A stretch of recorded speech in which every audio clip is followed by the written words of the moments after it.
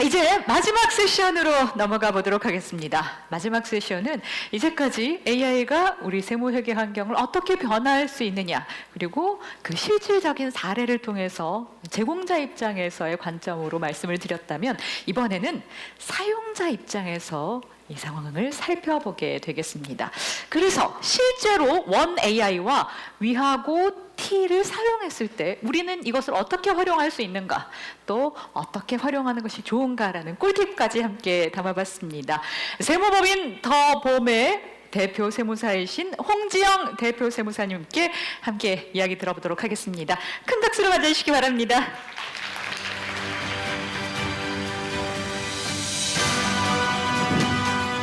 여러분 안녕하세요. AI로 여는 세무회계의 미래 실전 사례를 맡은 저는 세무법인 더봄의 홍지영 세무사입니다. 반갑습니다. 제가 지금 저 뒤에 플랜카드를 만들어 오셔서 지금 약간 전국 노래자랑에 출연한 기분이에요. 제가 몸담고 있는 신한라이프 스페셜 지점에 계신 여러 전문직분들 오셔서 응원해 주셔서 감사합니다. 많이 힘드시죠? 강의를 이렇게 오래까지 들어보신 일이 아주 오래되셨을 텐데 아마 엉덩이가 좀 불편하시고 그러리라 생각이 듭니다. 제가 지난 4회 동안 부산, 대전, 광주, 대구를 겪으면서 다 이런 상황이었어요. 그리고 어느 도시 할 것 없이 반응이 없었는데, 그래도 제가 서울에 오신 350분 중에 적어도 100명은 알지 않을까. 그래서 오늘은 분위기가 좋을 줄 알았거든요. 근데 여전히 세무사님, 회계사님 모셔놓고 하는 강의는 딱 이렇습니다. 나 오늘 웃으면 지는 거다. 그렇게 강의를 하거든요. 그래서 조금 도와주시면 좋겠고, 많이 이제 경청해 주셨지만 마지막 시간을 아마 제일 궁금해 하실 거라고 생각이 듭니다. 먼저 제 소개를 간단히 하자면요. 저는 행정학과를 졸업했고요. 2009년에 합격한 46기 세무사입니다. 제가 이 말씀을 드리는 이유는요. 어떤 컴퓨터를 너무 잘한다든지 제가 이 분야의 전문가이기 때문에 이 앞에 서 있는 것이 아닙니다. 다만 여러분보다 원 AI를 먼저 써봤고 고작 몇 달 써봤기 때문에 제가 여기서 강의를 할 수 있는 건데요. 그렇다고 하면 어떻게 고작 몇 달 써본 사람이 이 강의를 할 수 있을까요?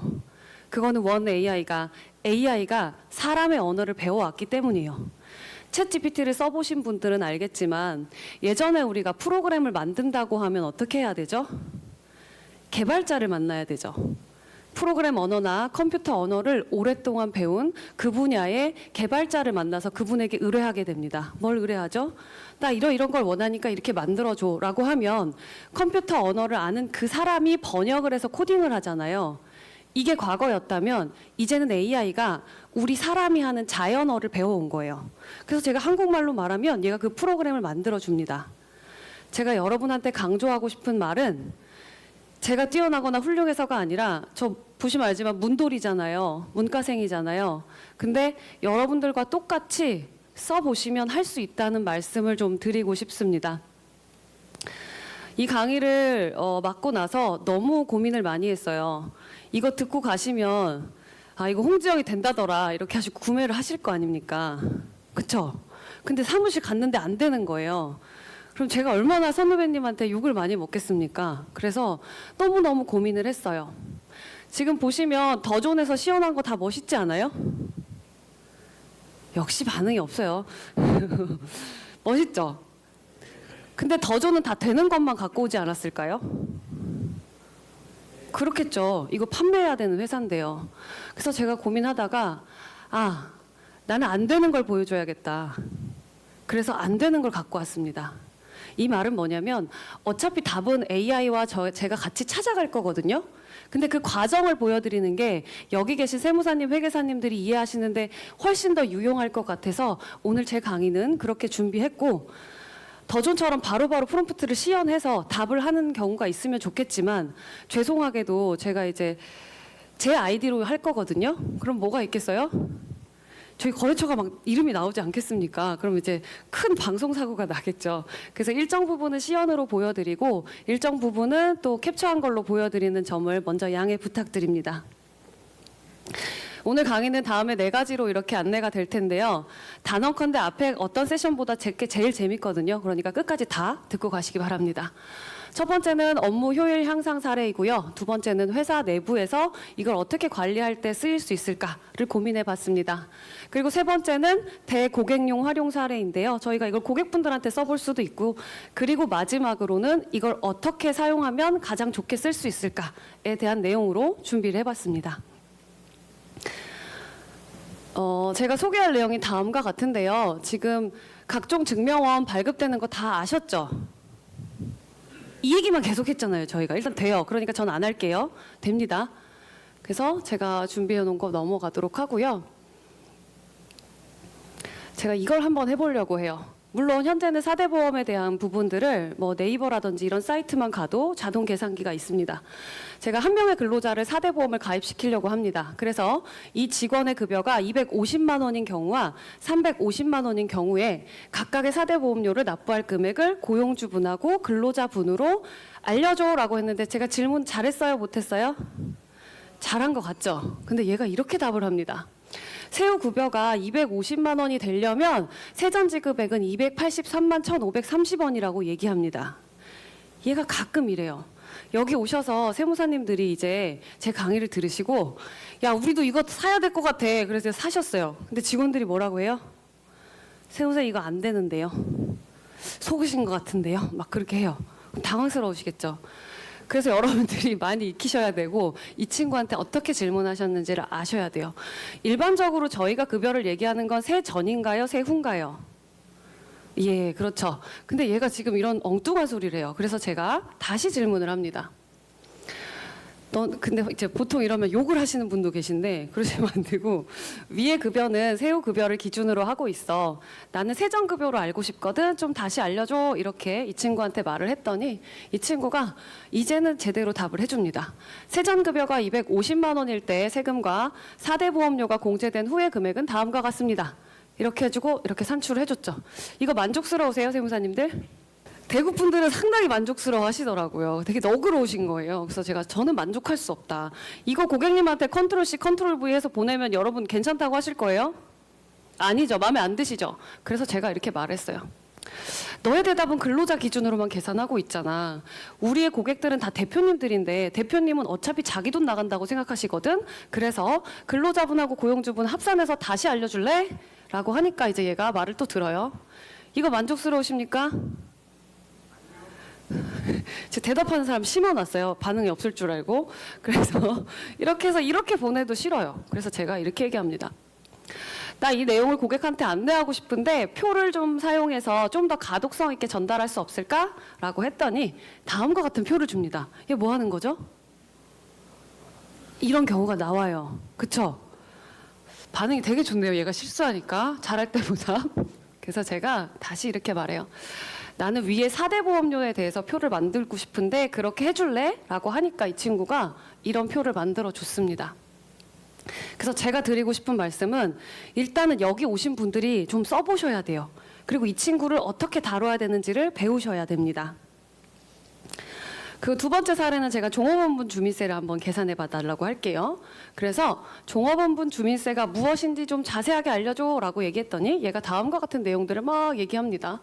그래서 과세 대상에 사업소의 월 평균 급여 총액이 1억 5천만 원을 초과하는 경우에 내는 거다라는 안내를 줬어요. 저희 사무실도 이걸 놓치는 케이스가 많아서 제가 이거를 사례로 가져왔습니다. 그런데 제가 주민세에 대해서 다음과 같이 신고 납부 시기와 계산 방식에 대해서 알려줘라고 하니까 얘가 아까 그 소리를 안 하죠. 종업원분 주민세 얘기를 안 하죠. 지금 딴소리 하고 있죠. 왜 그럴까요? 제가 여기다 주민세라는 단어만 줬죠. 그래서 이 친구가 이렇게 다른 이야기를 하고 있습니다. 그래서 저희가 줄 때는 반드시 내가 뭘 원하는지에 대한 명확한 단어를 주셔야 돼요. 그러지 않으면 이 친구가 잘 못 가져옵니다. 그리고 하나 더 드리고 싶은 말씀은 지금 얘 출처 어디입니까? 출처 뭐예요? 법령이에요? 아니죠. 블로그죠. 여러분들이 이걸 쓰실 때 제일 주의하셔야 될 점은 직원들이 너무 편안해 하실 거예요. 방송 보고 있는 저희 직원들 캡처 잘하고 있나 모르겠네요. 근데 이런 블로그에서 캡처한 내용을 그대로 전달하면 저희가 그 부분에 대해서 보장할 수 있나요? 맞다고? 못하죠. 그러니까 세무사님들께서 사실 제일 걱정하시고 우려스러운 부분이 그것일 거라고 생각을 해요. 그래서 이걸 직원분들이 다 같이 사용하시게 되면 되게 편해요. 예를 들어 GV80 매입세액 공제 가능한지 알려줘라고 하면 얘가 법령 검토한 다음에 된다 안 된다를 알려줍니다. 그러면 어떻게 하면 돼요? 직원분들은 컨트롤 C, 컨트롤 V 끝나죠. 이것들을 염려하시고 이걸 어떻게 막을지와 이것에 대해서 어떻게 정보를 내보내실지에 대한 고민을 여러분들이 하셔야 돼요. 저희의 직업이 없어진다고 얘기를 하는데 제가 볼 때는 이렇게 있는 정보가 옳고 그르고 맞고 아니고를 저희가 보장할 수 있기 때문에 저희 직업이 없어지기는 어려울 것 같거든요. 근데 그렇다면 그러한 정보를 어떻게 제공하실지 직원들이 이걸 사용함에 있어서 어떻게 사용은 극대화하되 정보를 내보내는 부분에 대해서는 고민을 좀 많이 해보셔야 될 것 같습니다. 그래서 마지막으로 제가 땡땡 회사에 대한 10월에 납부할 종업원분 주빈세를 계산해줘 라고 하니까 이 친구가 이렇게 계산을 잘 했죠. 그래서 여기까지 보시고 나서 제가 고용증대 세액공제 이야기를 좀 잠깐 해보고 싶은데요. 여기 계신 지금 아마 서울 경기권에 계신 세무사님들이 대부분이실 거라서 고용증대 세액공제를 준비하면서도 그랬고, 그리고 저희가 업력에 대해서 어떻게 보면 저희의 업무 영역이 넓어진 걸 수도 있지만 수많은 경정 청구 업체들의 난립으로 인해서 새로운 자료를 줘야 되고 여러 가지 행정력이 계속 소모되는 그런 현상들이 있잖아요. 그리고 혹시 아시는지 모르겠지만 실제 지금 시중에 유통되는 프로그램 중에서 2천만 원에서 3천만 원 정도를 주면 저희한테 옛날에 5개년치 조정계산서를 다 받아갔어야지 저희가 뭔가 경정이 되냐 안 되냐를 판단할 수 있었죠. 근데 지금은 그렇지 않습니다. 지금은 어때요? 개인 사업자인 경우에는요. 공인인증서를 통해서 인증하실 수도 있고요. 아니면 간편 카카오톡 인증을 통하기만 하면 이분들이 입력한 고용에 관한 정보를 산재 쪽에서 불러오고요. 공단 쪽에서도 불러올 수 있고 홈택스 쪽에서도 불러올 수 있습니다. 법인 공인인증서의 경우에도 마찬가지입니다. 법인은 공인인증서로 불러오기만 하면 여기가 경정청구 예상액이 나오는 프로그램들이 지금 판매가 되고 있습니다. 근데 사실 저희가 각자 3천만 원짜리 프로그램을 사서 쓸 수 있나요? 선배님들은 물론 많이 이제 부자신 분도 있겠지만 또 후배님 3천만 원짜리 프로그램 다 사야 된다면 너무 힘들지 않나요? 저희는 컴퓨터만 있어도 할 수 있는 게 장점인데요. 그래서 제가 이 고용증대 세액공제 강의를 준비하면서는 더존하고 많은 이야기를 했었고 아까 강의해 주셨던 송호춘 대표님도 계시지만 회장님도 같이 한번 만나뵌 적이 있어요. 근데 너무 좀 놀라운 생각을 듣게 되는데 아까 환급금 찾기와 같은 그런 프로그램들 세무사가 세무업을 계속 할 수 있게끔 우리는 상생해야 되니까 그런 것들 빨리 개발해 주라고 말씀을 하시더라고요. 근데 더존 측에서 근데 우리가 그게 뭐가 필요한지 사실 잘 모릅니다, 세무사님. 그래서 제가 고용증대 이것부터 해결해 달라고 했어요. 저희가 지금 10월, 11월, 12월에 고용증대 체크해 주셔야 내년 3월이나 5월 달에 세액공제 받을 때 그때 지금 인원 부족한 부분 체크해서 미리 한두 명이라도 더 고용하시라 말씀드려야 되잖아요. 네, 지금 한창 놀 때긴 하지만 그런 거 해야 되지 않겠습니까? 그래서 그런 거 하는 것들을 더존 측에서 해주면 좋겠다라고 요청을 드렸고 그런 부분에 있어서 되게 빨리빨리 개선이 되는 걸 보면서 좀 기대해봐도 좋겠다라고 기대해봐도 좋겠다라는 개인적인 생각이 있었는데 대표님 만들어 주실 거죠, 고용증대? 네, 만들어 주겠습니다. 네, 언제요? 제가 4번의 강의 동안 언제라는 질문 한 번도 한 적이 없거든요. 자, 그래서 이거 한번 보여드릴게요. 고용증대 세액공제를 위해서 상시 근로자주를 계산하는 방법에 대해서 알려줘. 방법은 얘가 똑똑해요. 세법을 이렇게 불러와서 이렇게 계산을 합니다. 그래서 제가 다음에는 주식회사 더봄의 2022년 말 매월 말 상시 근로자 수를 계산해줘 라고 합니다. 그랬더니 이렇게 계산을 해줬어요, 이 친구가. 그리고 나서 저기서 뭐 빼야 되죠? 특권자 있으면 특권자 빼야 되겠죠. 그래서 제가 특수관계인을 제외하고 다시 매월 말 상시 근로자 수를 계산해줘 하는데 얘가 특권자가 누군지는 몰라요. 그래서 이땡땡 김땡땡 두 명만 빼줘. 이거는 여러분들이 판단해서 넣어주셔야 얘가 이렇게 계산을 해줍니다. 그래서 이런 것들을 이용하시면 저희의 업무가 훨씬 더 효율적이고 시간을 줄일 수 있을 거라고 생각하는데, 지금 여기 계신 세무사님들 사실 제가 봤을 때는 여기 선배님들 중에 컴퓨터에 홈택스에 접속하는 공인인증서도 없으실 것 같은 분들이 몇 분 계시거든요. 그쵸? 크게 웃으시는 분 제가 알겠어요. 그래서 그분들이 그럼 우리가 할 만한 업무 영역으로 어떤 도움을 받을 수 있을지를 한번 해보도록 하겠습니다. 제가 여러분들하고 소명서 초안을 한번 작성해 보고 싶은데요. 다른 데 가도 반응이 여기서 되게 놀라웠어요. 근데 여러분들 이제 11월 달 되면 합격생이 나오죠. 수습세무사님들이요. 모르세요? 잘 채용에 플랜이 없으십니까? 이제 수습세무사님들이 나오시는데, 그럼 그분들을 가지고 저희가 6개월 동안 트레이닝을 시켜서 소명서를 계속 쓰는 작업을 하고 이 친구들한테 설명하고 자료 주고 하고 다시 봐주고 이런 작업들 해야지 어느 정도 정말 실무에서 일할 수 있게끔 실력이 올라오잖아요. 근데 저의 어떤 친구가 있는데 제 비서가 자료만 주면 초안을 대략 작성해 오는 친구가 있다라고 하면 너무 편안하지 않으시겠어요? 그쵸? 근데 얘가 그만두지 않는다면 너무 좋지 않을까요? 그래서 제가 소명서를 작성하는 걸 한번 보여드리려고 합니다. 복잡한 사례는 좀 안 될 것 같아서 제가 다음에 사례를 좀 준비했는데요. 요 내용을 제가 한번 넣어보도록 하겠습니다. 우리 거래처 업체 A에 세무서에서 소명 요청이 나왔어. A 업종은 구매 대행업이야. 근데 아시잖아요, 세무사님들. 구매 대행업은 신용카드 매출 총액과 현금 영수증 매출 총액으로 신고하나요? 아니면 순이익으로 신고하나요? 순이익으로 신고합니다. 아시죠? 그래서 둘의 금액이 다르기 때문에 지금 이걸 보고 계셨구나. 얘가 쓰는 것을. 그래서 그 부분에 대해서 제가 소명해 달라고 했습니다. 그러니까 얘가 내용을 작성한 걸 같이 한번 보실게요. 소명서라고 이런 내용을 썼습니다. 저희 거래처 업체는 어떤 내용을 하고 있고요. 이런 식으로 썼어요. 근데 이게 마음에 들지는 않아요. 근데 제가 여기다가 하나를 더 내용을 한번 써볼게요. 사실 제가 이걸 처음 준비할 때는 얘가 매일매일 다르게 답해요. 부산에서 이렇게 답 안 했고요. 대전에서도 이렇게 답 안 했어요. 걱정이 되지 않을까요, 저는? 와, 오늘 생방인데 이거 어떡하지? 하지만 저는 걱정하지 않았어요. 왜냐하면 저한테 제가 오늘도 점심에 떡볶이를 먹고 어제도 점심에 떡볶이를 먹었다고 가정해 볼게요. 그럼 여기 계신 세무사님들이 홍 세무사 오늘 점심 뭐 먹었어? 하면 제가 오늘 기분이 좋으면 떡볶이를 먹었는데 그 떡볶이가 어떻게 맛있었냐면요. 어디에 갖고 누구랑 먹었고요. 이렇게 얘기할 거잖아요. 근데 그냥 떡볶이 먹었어요. 이렇게 얘기할 때도 있죠. 얘는 인공지능이라면서요. 사람을 닮고 싶다면서요. 얘도 똑같습니다.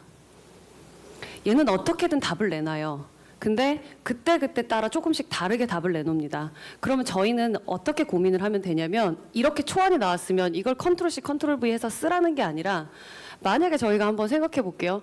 사실 여기서 제일 중요한 거는 어떤 근거를 가지고 우리가 소명을 할 수 있을까? 이게 제일 중요하잖아요. 그럼 제가 그걸 역으로 이 친구한테 다시 질문을 해볼게요.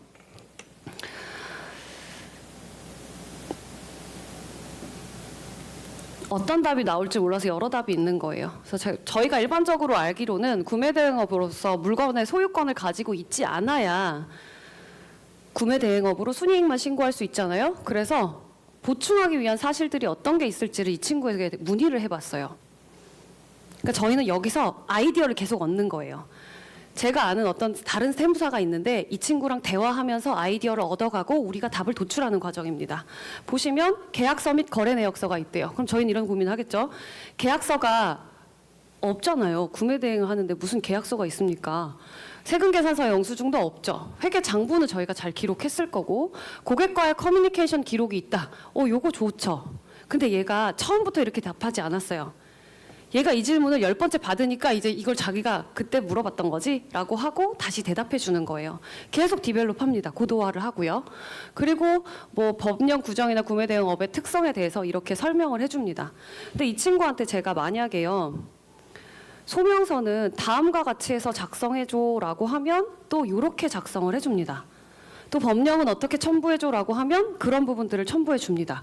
그래서 제가 여기서 말씀드리고 싶은 거는, 여러분들이 정답을 그냥 찾아가는 과정을 이 친구랑 계속 티키타카 한다고 생각하시면 될 것 같아요. 그래서 어쨌든 저 앞에 부분하고 잘 조합하셔서 사용을 하시면 되겠습니다. 혹시 여기까지 들어보시니까 어떠세요?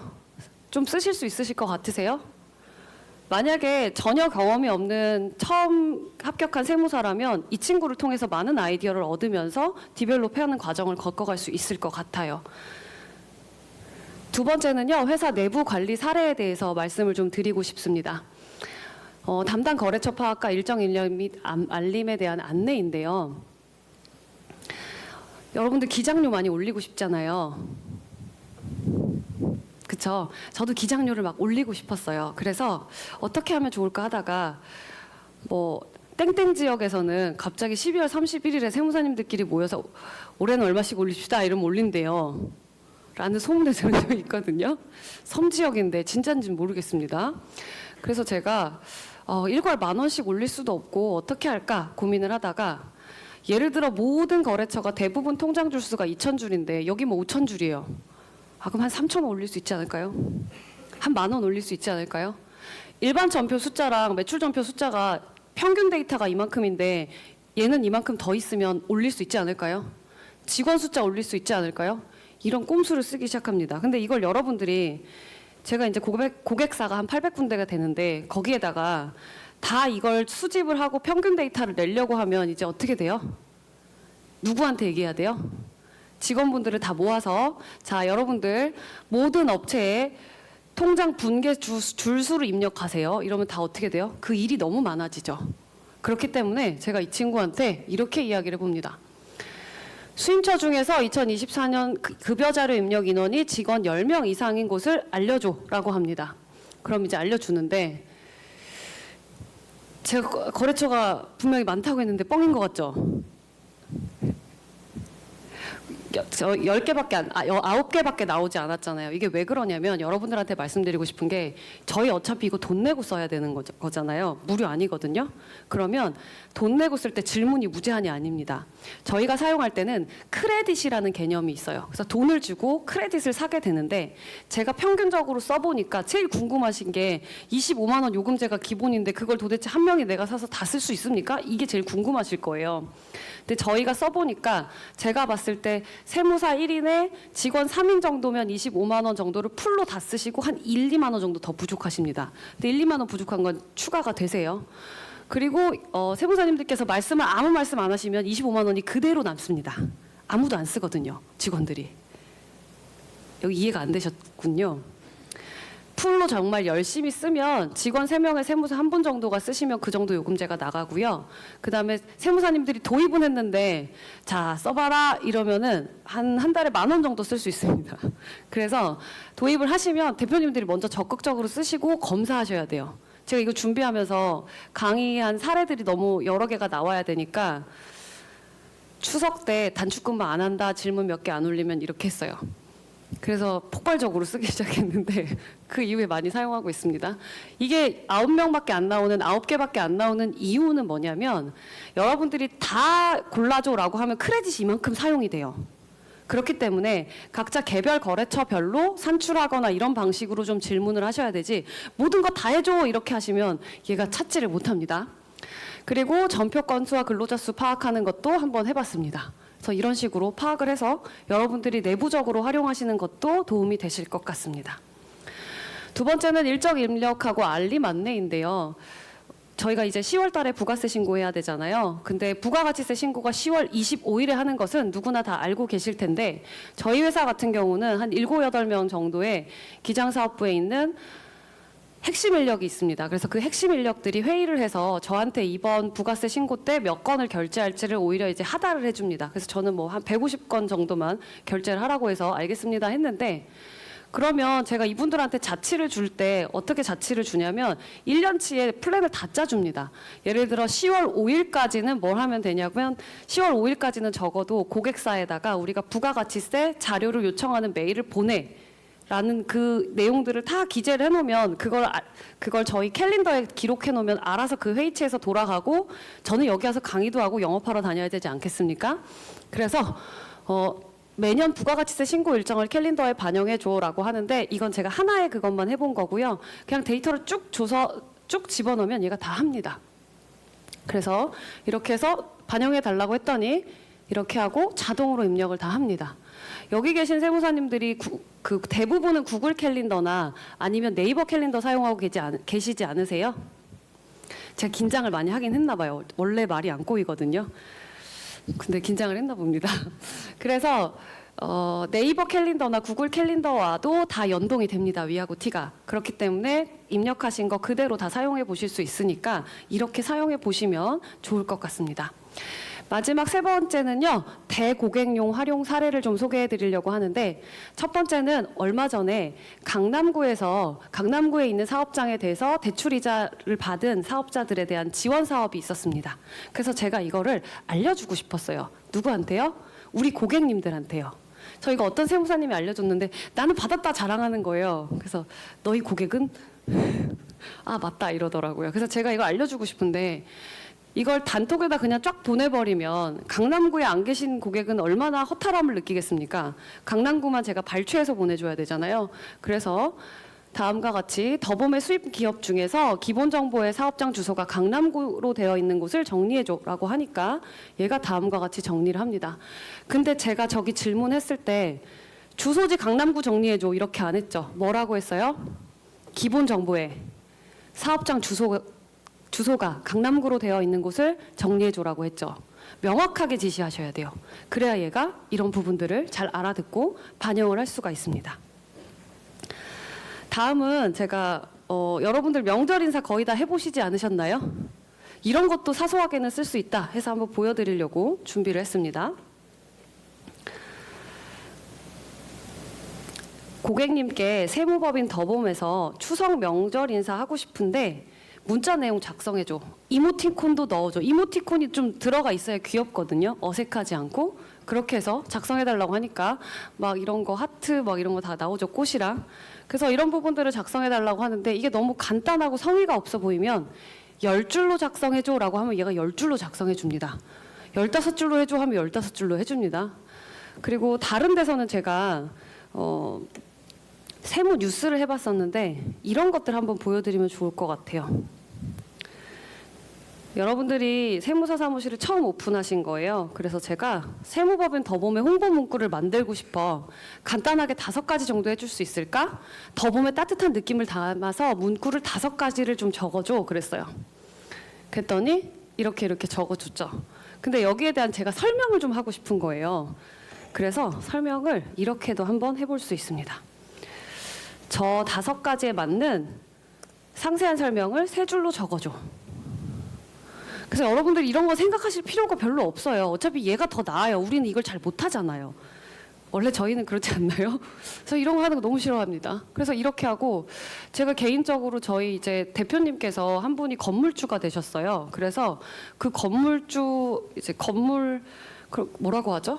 처음 건물을 이제 오픈하는 오픈식에 가서 축사를 담당했어요. 저한테 축사를 해달라고 하십니다. 그래서 제가 그 대표님의 이력과 관련된 나와 있는 인터넷 기사를 챗GPT에 넣고요. 그런 다음에 축사를 적어줘라고 했어요. 바로 뭐 3분 안에 완성됐죠. 대표님은 눈물을 흘리셨어요. 홍 세무사가 이렇게 나를 생각하는구나.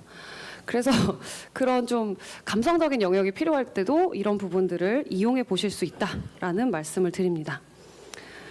저에게 주어진 시간이 대략 한 10분 정도 남았는데요. 저는 요새 출근할 때 제가 40분 정도 출퇴근 거리가 있습니다. 그때 챗 GPT를 연결해서 그냥 휴대폰에서 이 친구랑 대화를 하면서 가거든요. 지금 이건 텍스트로 적는 것만 보여드렸지만 챗 GPT 같은 경우에 꽂아놓고 그냥 운전하면서 얘기를 해요.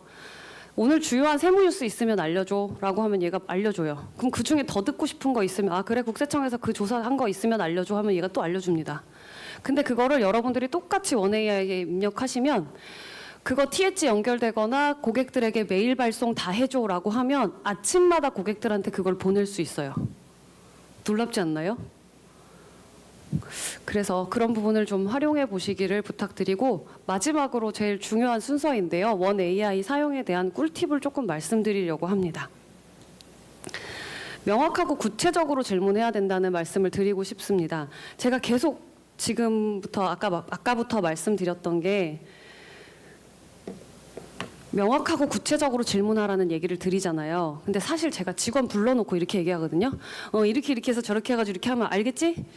이렇게 하는데 얘는 그걸 절대 못 알아먹습니다. 이렇게 해볼게요. 세금 절세하는 방법 알려줘 그랬어요. 근데 여기 계신 세무사님, 회계사님들이 나 세금 절세하는 거 알려줘 이러면 화나시죠? 왜요? 네가 궁금한 게 부가세야, 양도세야, 무슨 세금이야. 그렇게 답변하실 거잖아요. 그래서 제가 이 친구한테 조금 더 환경을 줍니다. 수임업체 대표님은 어디에 살고 있고 그리고 업종은 뭐고 이렇게 해서 절세할 수 있는 방법을 알려줘라고 하면 얘가 또 한 4-5가지 답변을 줘요. 그런데 물론 저게 다 해당되지는 않겠죠. 그럼 제가 또 나 그럼 1번에 대해서 좀 더 자세하게 알고 싶어. 1번에 대한 얘기를 좀 해줄래? 라고 하고 문의를 하게 되면 더 자세한 답변을 찾을 수가 있습니다. 그리고 여기에서 말씀을 다 드리진 않았지만 아까 소명서가 있다라고 하면 계속 얘는 공부를 하잖아요. 그래서 그 소명서를 그대로 가지고 내가 쓴 소명서의 양식이 이런데 다음부턴 이렇게 답변을 해줘라고 예시를 주면 정말 좋은 답변을 얻을 수가 있습니다. 그다음에 어조도요. 만약에 고객님한테 말할 때 좀 더 공손하게 말해줘라고 하면 얘가 그렇게 말해줄 수 있고 나는 전문가처럼 말하고 싶어 하면 그렇게 말해줍니다. 그리고 이 친구가 세무사 시험을 풀었을 때 제가 정말 놀란 게 우리가 인간의 두뇌가 너무너무 똑똑한 거예요. 우리는 어떤 생각을 하지 않고 과정을 거치지 않고 다 종합적으로 해서 답을 쓰잖아요. 근데 얘는 그 단계를 2단계로 했을 때 답변의 정확률, 3단계로 생각했을 때 답변의 정확률, 5단계로 했을 때 답변의 정확률이 계속 올라가는 거예요. 즉 얘를 훈련시키실 때 단계별로 끌어올리게 되면 얘가 훨씬 더 고도화되고 똑똑해집니다. 그리고 두 번째는 원 AI는 신입사원이다라고 제가 말씀을 드리고 싶은데 지금 여기 세무사님, 회계사님들이 여기 앉아 있을 수 있게 또는 아마 사무실에서 이 방송을 볼 수 있는 뭐 과장님 또는 팀장님, 본부장님으로 불리는 그분이 계시죠? 그분이 딱 이 강의가 끝났는데 세무사님들한테 전화가 온 거예요. 세무사님 저 드릴 말씀이 어때요 지금 기분이? 제가 대전에서 정말 반응이 없었는데 이때 반응이 제일 좋았어요. 막 이러시면서 뭐예요? 저는 항상 물어봅니다. 휴가야 퇴사야? 너무 떨려가지고요. 그런데 그 말씀을 왜 드리냐면 그 친구가 정말 세무사님, 회계사님하고 이렇게 잘 맞게 되기까지 몇 년이 걸렸나요? 5년? 10년? 그렇게 걸려서 맞춘 친구잖아요. 근데 왜 얘한테는 3분밖에 안 주십니까? 저희 회사 직원들이 저한테 그렇게 말을 했어요. 세무사님 이거 안 돼요. 진짜 안 된 것 같아요. 계속 그러는 거예요. 그래서 저희 회사 막내 직원 이름이 광영이거든요. 그래서 광영이를 생각하라 그랬어요. 이 팀장 이게 광영이면 너 그렇게 얘를 가르칠 거야? 그랬더니 이 팀장의 질문이 달라지고 이 팀장이 받는 답변이 달라집니다. 여러분들이 이걸 구입해서 사용하시게 되셨을 때 크레딧을 사용하는 양과 질문을 하는 양을 전 직원을 다 평가를 하실 수가 있거든요. 근데 그게 직원별로 정말 잘 쓰는 사람이 있고 얘는 이걸 아이디를 끊고 싶다 막 이런 애가 있어요. 그래서 그걸 대표님들이 먼저 잘 사용하시고 이 친구하고 친해지는 시간을 좀 가지셔야 됩니다. 1-2달이라도. 그래서 제가 이 친구한테 이렇게 말했어요. 원 AI 앞으로도 우리 세무법인 더봄이랑 평생 함께하자 이랬어요. 그래서 얘가 뭐 이렇게 좋은 얘기를 해줬죠. 그래서 내가 사람들은 뼈를 묻는다는 말을 좋아해. 이랬더니 얘가 그 질문해주신 내용은 일반적인 의견이나 감정 표현으로 보입니다. 이렇게. 근데 이것도 계속 훈련시키니까 마지막에는 저도 뼈를 묻겠습니다 하더라고요. 어쨌든 이 친구는 훈련시키지만 여러분들이 신입사원으로서 훈련시켜서 가장 좋은 점은 뭔지 아시죠? 원 AI는 절대로 그만두지 않습니다. 그래서 그 말씀 드리고 싶고, 그리고 세 번째는요, 원 AI 답변에 잘했어 아니야 피드백을 해주시는 게 필수입니다. 기본적으로 AI를 사용하시는 분들이 잘 몰랐고 저도 이 강의를 준비하면서 알게 된 건데요. 어떤 답변이 나왔을 때 그 답변이 만족스러운 날도 있고 이 답변이 불만족스러운 날도 있습니다. 그럼 이 친구한테 잘했어, 못했어, 틀렸어, 다음에는 이런 방식으로 답해줘, 이 얘기를 해야 얘가 그때부터 계속 그렇게 발전을 하거든요. 근데 질문해버리고 그냥 가버리는 거예요. 그럼 이 친구는 발전할 수가 없습니다. 그래서 그런 부분에 대한 말씀을 드리고 싶습니다. 여기까지 다 들으셨으면 AI가 우리를 더 생산적이고 창의적으로 도와주는 파트너라는 것에는 동의를 하실까요? 그렇다면 저희는 이걸 가장 잘 활용하는 게 저희의 숙제일 텐데요. 가장 잘 활용하는 방법은 뭐라고 생각하십니까? 그냥 겪어내고 무지막지하게 쓰는 것밖에 왕도가 없습니다. 아직도 스마트 A를 사용하시는 분들이 계신다면 위하고 T를 바꾼다고 가정해 볼게요. 위하고 T로 스마트 A를 위하고 T로 바꾸는 게 가장 좋은 때가 언제입니까? 1년 중에. 그러니까 저희가 이게 항상 어딜 가도 지금입니다 이러니까 더 좋은 데서 짠 줄 알아요 저희가. 왜 지금이라고 답하세요? 10월이 그래도 저희가 좀 업무가 한가한 때 아닙니까? 하반기? 그런데 지금 바꾸시잖아요. 직원분들이 2달, 3달을 투덜거립니다. 왜 멀쩡한 걸 바꾸지? 서비스 끊지도 않았는데 그 전에 게 더 좋은데. 저는 지독하지만 5월 달에 바꿨습니다. 저를 다 진짜 이상하게 보시는군요. 물론 스마트 A 켜줬어요. 이것도 유저 살아있고 2달 동안 혼용하는 기간을 가졌는데 딱 3일 투덜거렸습니다. 왜요? 본인들이 익히지 않으면 끝나지 않잖아요. 그러니까 제가 드리고 싶은 말씀은 어차피 10월 달, 11월 달 2달 쓸 걸 5월 한 달에 다 쓸걸요? 그쵸?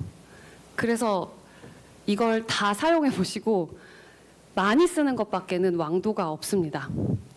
오늘 여기 이렇게 기회가 돼서 선후배님 모시고 이런 강연을 하게 돼서 너무 기쁜데요.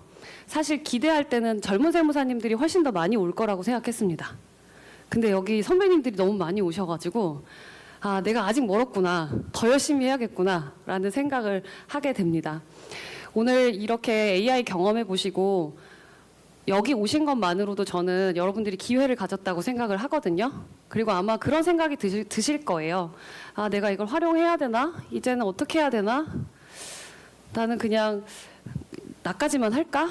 이런 생각 하실 텐데 제가 여기 오신 여러분들한테 드릴 수 있는 말은 딱 이거 하나인 것 같습니다.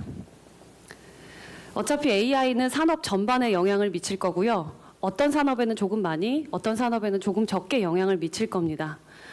그래서 여러분들이 여기 오셔서 원AI를 경험하시고 선점하고 그리고 이것을 사업에 응용하시는 거는 결국 세무사님, 회계사님들의 선택인 것 같습니다. 오늘 여기 참석해 주셔서 긴 시간 경청해 주셔서 감사드리고요. 세무사님들, 회계사님들 하시는 사업이 더욱더 성공하고 번창하시길 바랍니다. 감사합니다.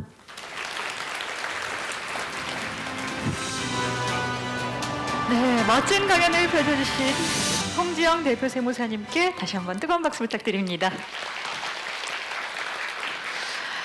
네, 여러분께서는 지금까지 그만두지 않을 뼈를 묻을 담나는 MBTI 아마도 I로 시작해 J로 끝나는 AI의 퍼포먼스 함께 만나보셨습니다.